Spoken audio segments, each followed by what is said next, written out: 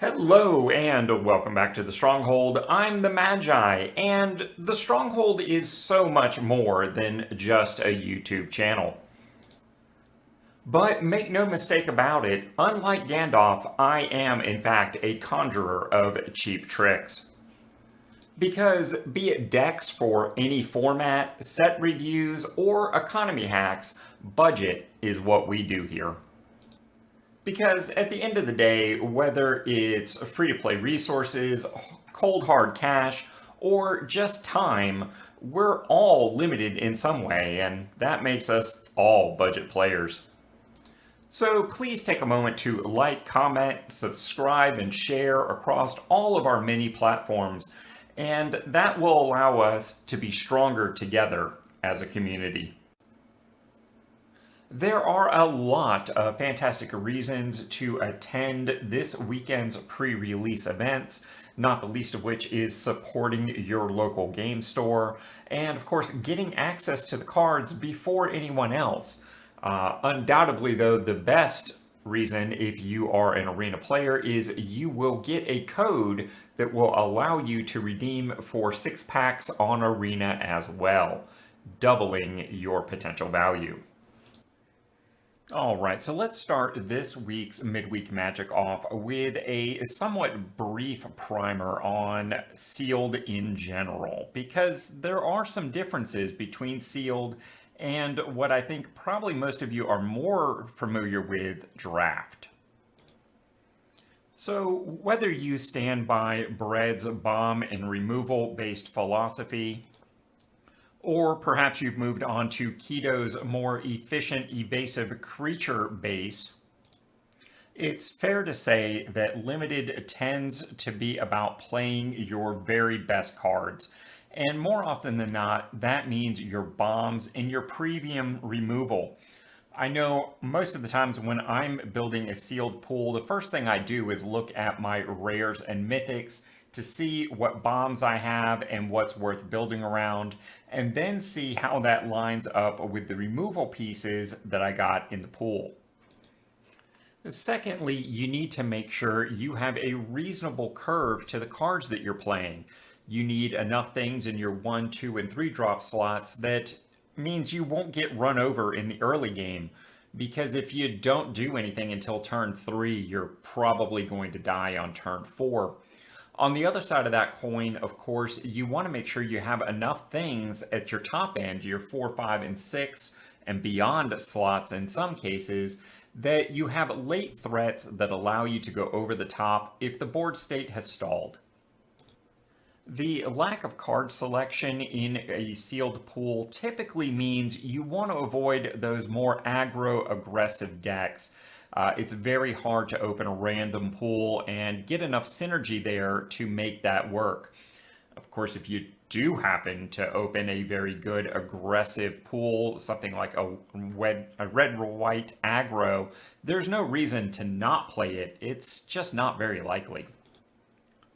And of course, Magic is always going to be a game of turns, which is defined by drawing cards. So our old friend card advantage is always going to be relevant.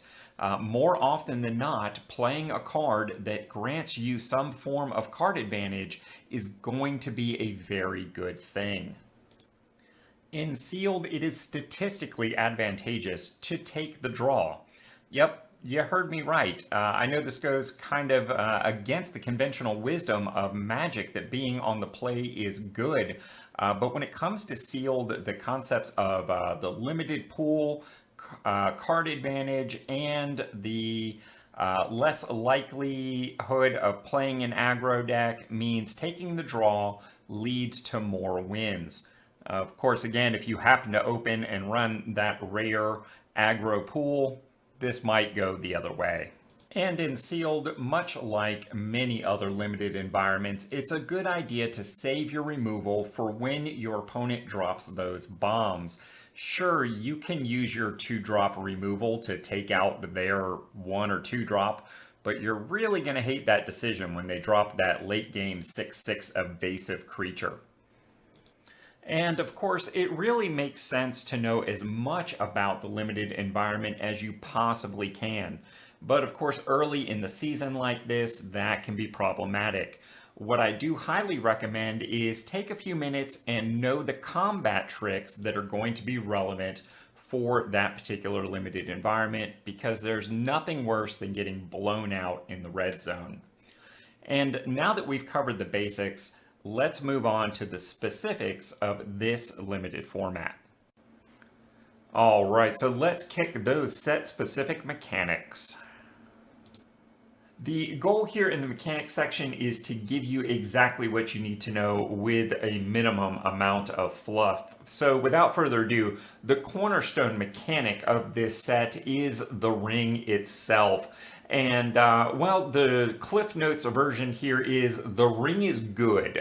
You want to make sure you have been tempted by the ring, that you have a ring bearer pretty much all the time. The best ring bearers are small and or evasive creatures because they're almost impossible to block.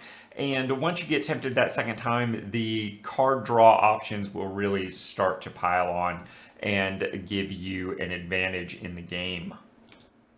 The other cornerstone mechanic is Amass Orcs. It's going to present a number.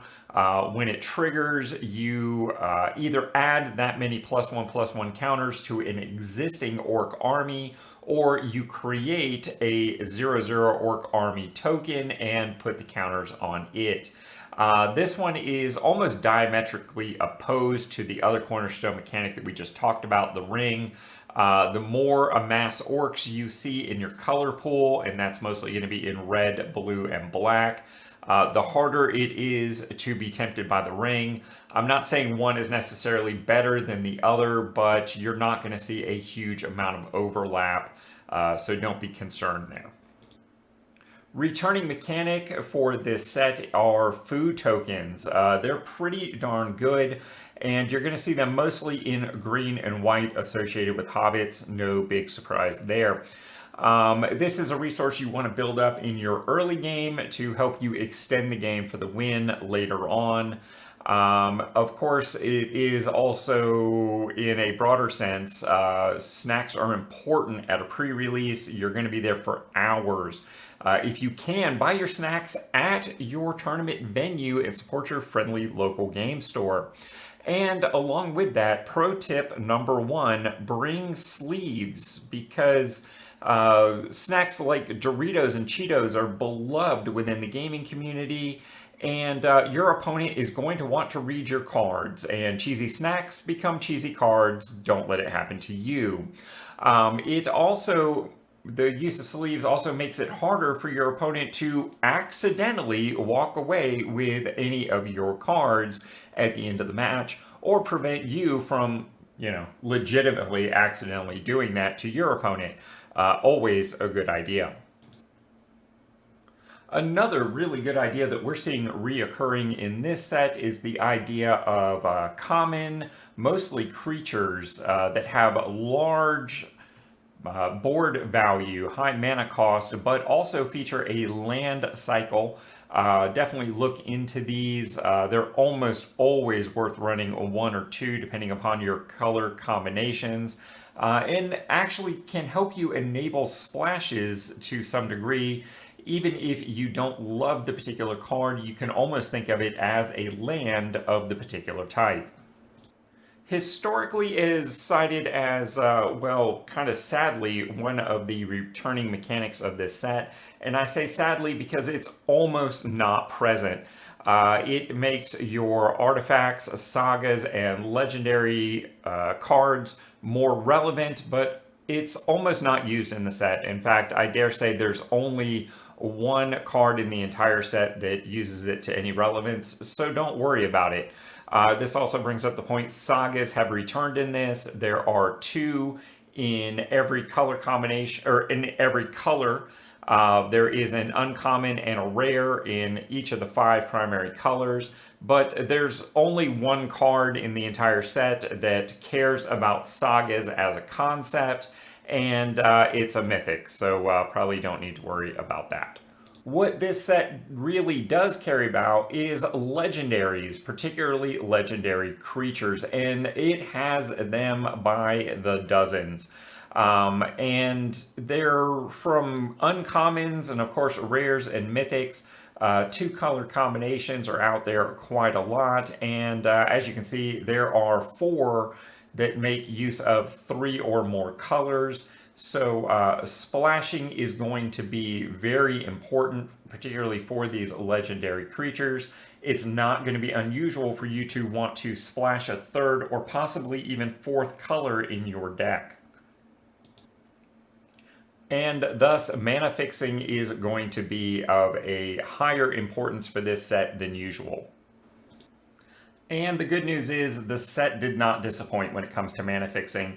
In lands, we've got three lower rarity options. The Great Hall gives you a repeatable source of mana fixing to allow you to cast those legendary spells. The uncommon here is just for legendary spells, so do keep that in mind. It does also produce colorless mana to help you stay on curve. And the Shire is a one-time use to fix your mana base and go get a basic land. It doesn't have to be used right away, and in fact, it provides colorless mana until you do decide to pop it off, making it an ideal second or third land to play and then cash it in later, depending upon what you draw, to go get that crucial basic land that you need. Artifacts present another three options. I think the least of which is the Inherited Envelope. 3 mana is just not really where you want your fixing and acceleration to happen in your curve, but you'll run it if you need to. It's better than not having anything. And all three of these are at common, so it's entirely possible that you're going to see multiples of this in your pool. The Shire Scarecrow, I think, is honestly one of the best artifact fixing in the set.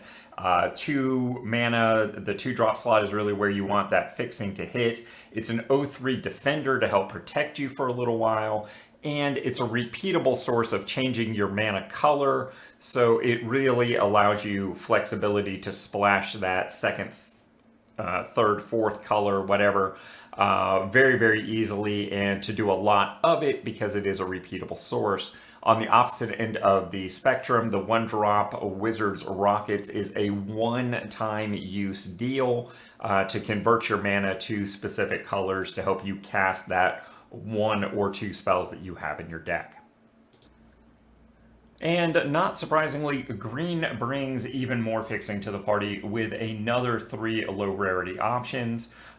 These basically allow you to go get basic lands, with the exception of the Pathfinder there in the middle. This is very nearly a bomb level common, 2-drop 1/1, add a mana of any color. If you see your opponent play this, you might want to consider using a removal spell on it right away, because you might very well be cutting them off not only from the acceleration that this card provides, but the mana fixing might prevent them from casting their 2 or 3 splash cards in their deck. It might be the way to go, but we'll have to see how the environment plays out. There is a lot of fixing here aside from Pathfinder. So there it is, guys, my pre-release guide for Lord of the Rings. It is a bit of an unplanned experiment, so let me know down in the comments what you think on this kind of content. I, of course, already have out the video on Tolkien's legacy in the fantasy genre, and you can look forward to my budget perspective dropping just in time for the release, the conclusion of this weekend. And of course, we got a lot more great content coming for Lord of the Rings that you're going to want to check out, even if you aren't particularly interested in alchemy as a concept. There's a lot of good stuff here to bear in mind for my standard players out there.